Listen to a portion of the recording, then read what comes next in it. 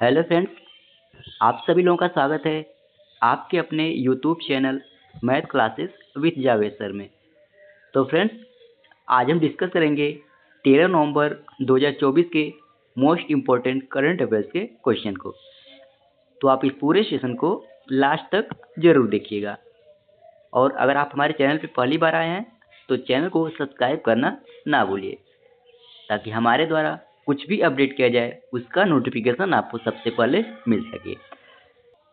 और फ्रेंड्स, इस वीडियो का पीडीएफ आपको हमारे टेलीग्राम चैनल पे मिल जाएगा, जिसका लिंक वीडियो के डिस्क्रिप्शन में दिया गया है। आप वहां से इजीली डाउनलोड कर सकते हैं। तो चलिए आज के सेशन को करते हैं स्टार्ट।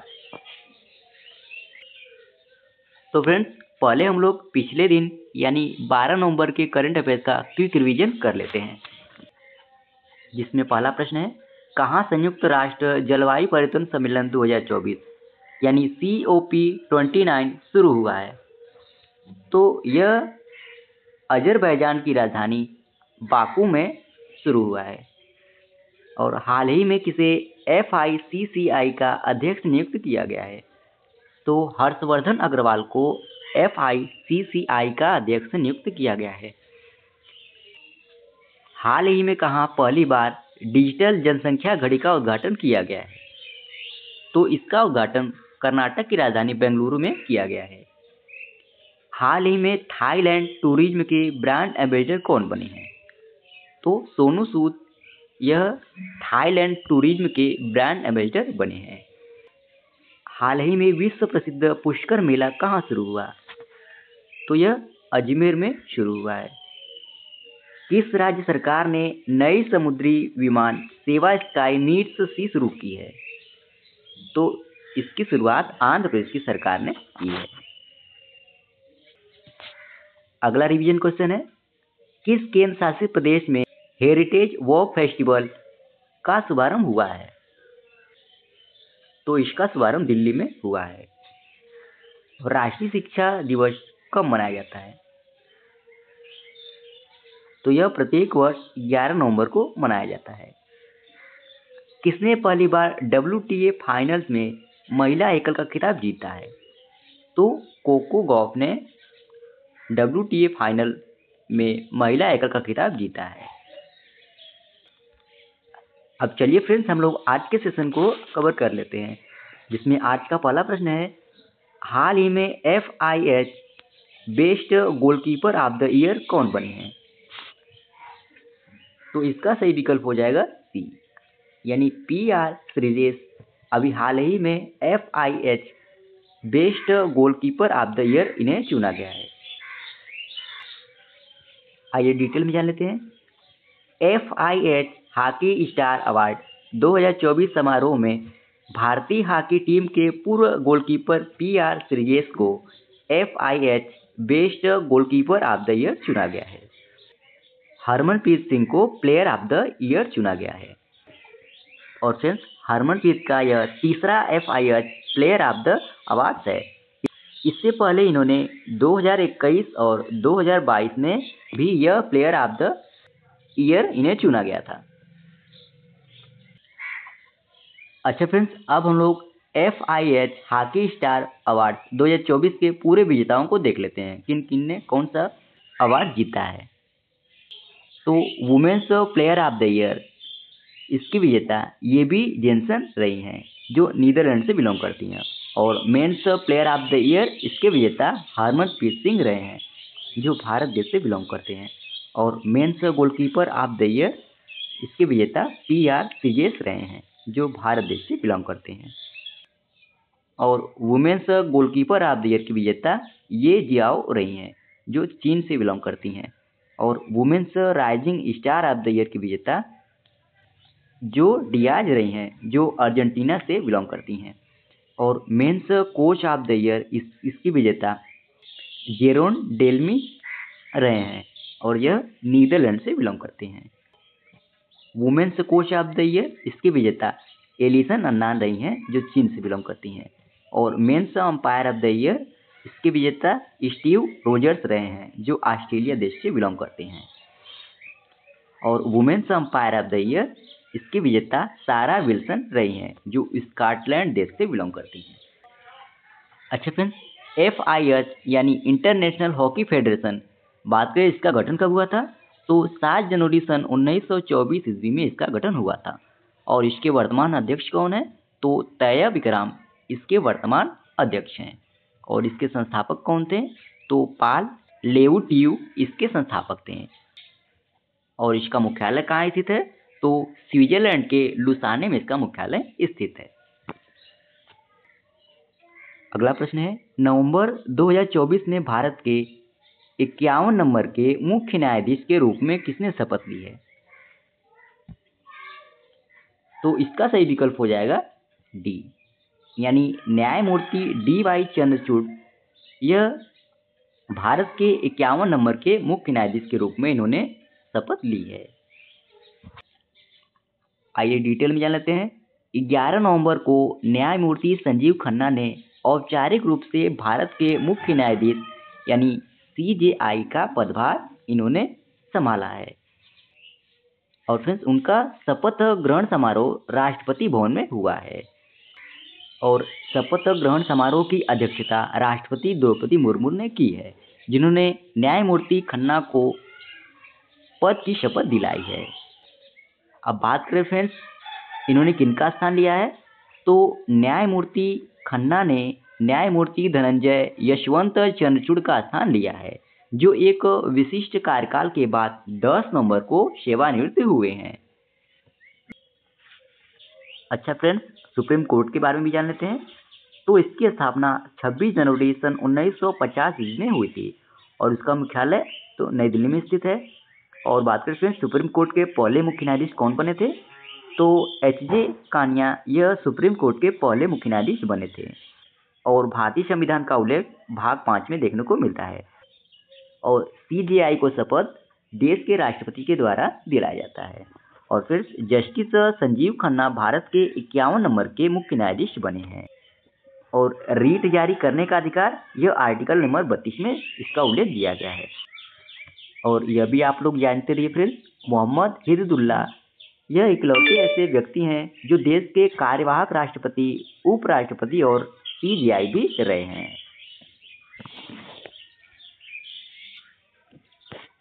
अगला प्रश्न है, पद्म पुरस्कार विजेताओं को हर महीने 30,000 रुपये देने की घोषणा की है, तो इसका सही विकल्प हो जाएगा बी, यानी ओडिशा राज्य सरकार ने अभी हाल ही में पद्म पुरस्कार विजेताओं को हर महीने 30,000 रुपये देने की घोषणा की है।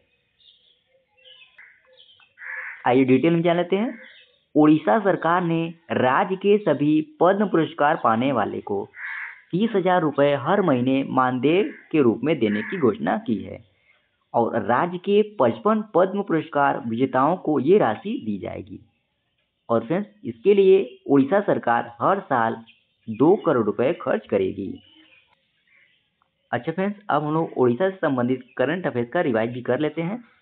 तो ओडिशा ने पूर्व अग्निवीरों के लिए 10% आरक्षण को मंजूरी दी है।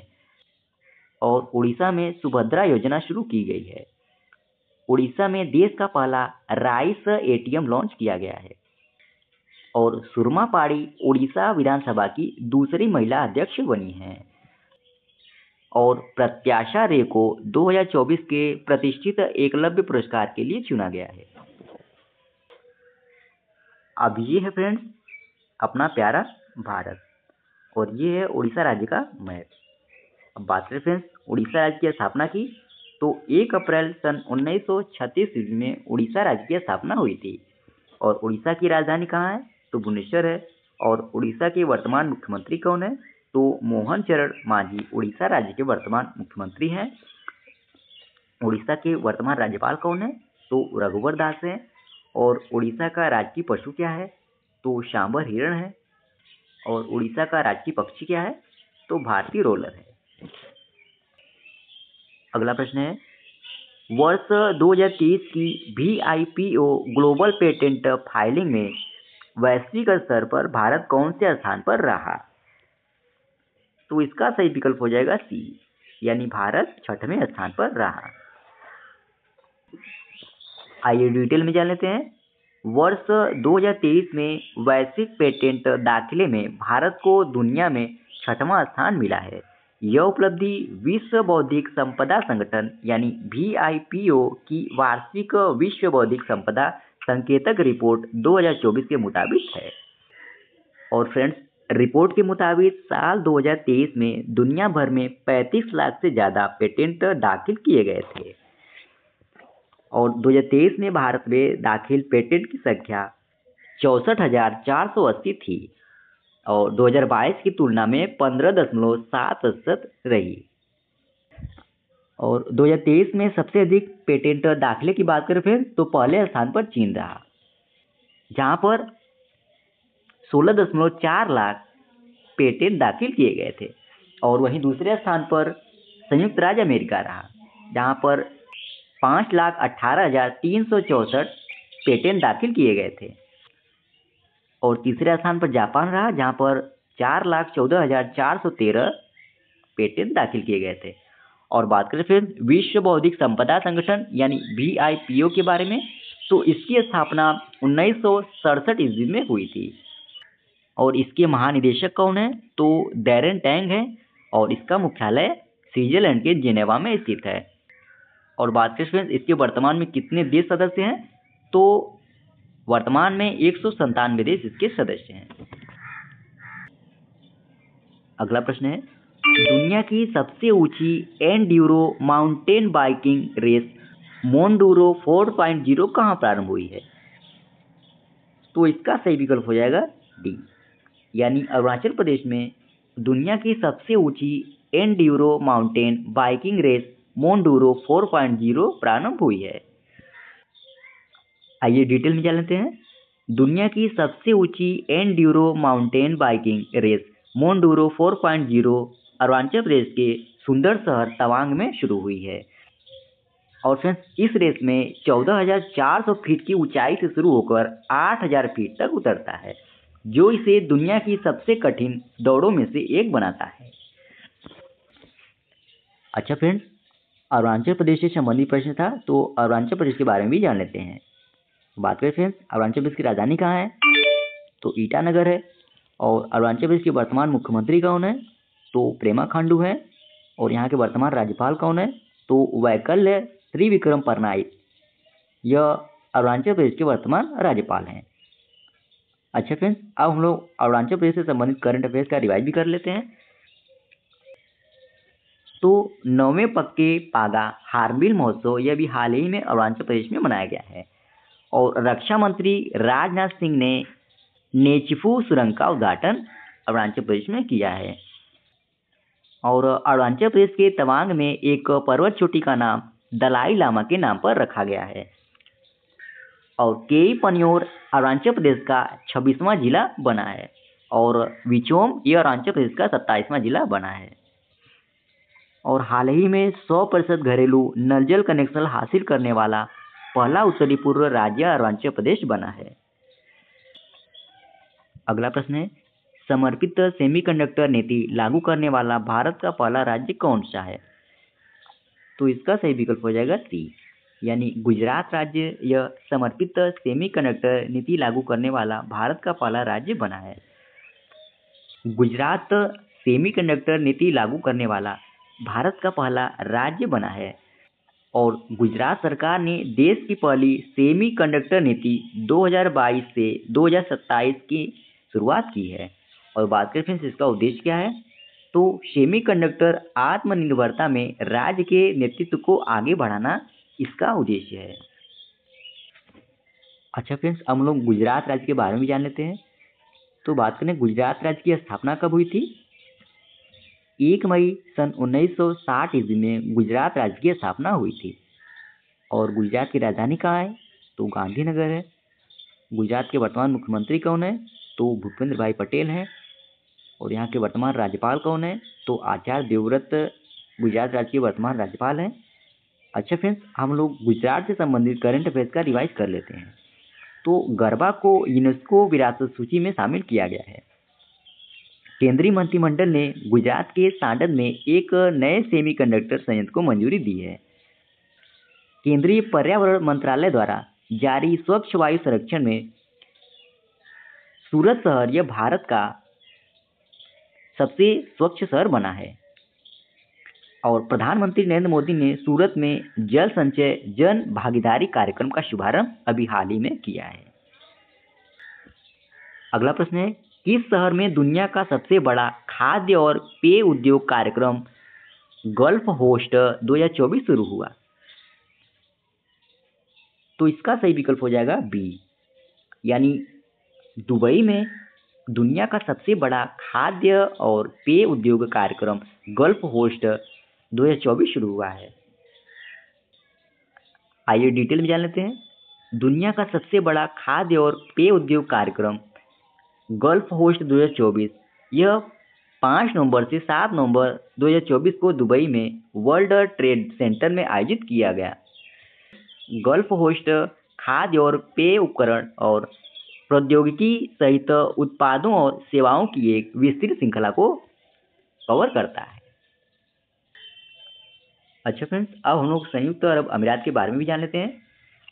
तो बात करें फ्रेंड्स, इसकी राजधानी कहाँ है? तो अबू धाबी है। और यहाँ के वर्तमान राष्ट्रपति कौन है? तो मोहम्मद बिन जायद अल नाहयान यहाँ के वर्तमान राष्ट्रपति हैं। और यहाँ के वर्तमान प्रधानमंत्री कौन है? तो मोहम्मद बिन राशिद अल मखतूम यहाँ के वर्तमान प्रधानमंत्री हैं। और संयुक्त अरब अमीरात की मुद्रा क्या है? तो संयुक्त अरब अमीरात दिरहम यहाँ की मुद्रा है। अब संयुक्त अरब अमीरात से संबंधित करंट अफेयर्स का रिवाइज भी कर लेते हैं। तो विश्व की पहली हवाई टैक्सी सेवा की शुरुआत यह दुबई में हुई है। और प्रधानमंत्री नरेंद्र मोदी ने भारत मार्ट की आधारशिला कहाँ रखी है? तो इसकी आधारशिला प्रधानमंत्री नरेंद्र मोदी ने दुबई में रखी है।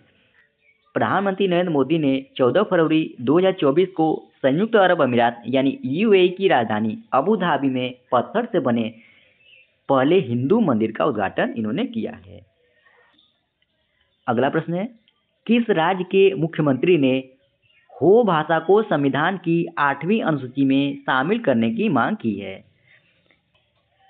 इसका सही विकल्प हो जाएगा सी, यानी असम राज्य के मुख्यमंत्री ने अभी हाल ही में हो भाषा को संविधान की 8वीं अनुसूची में शामिल करने की मांग की है।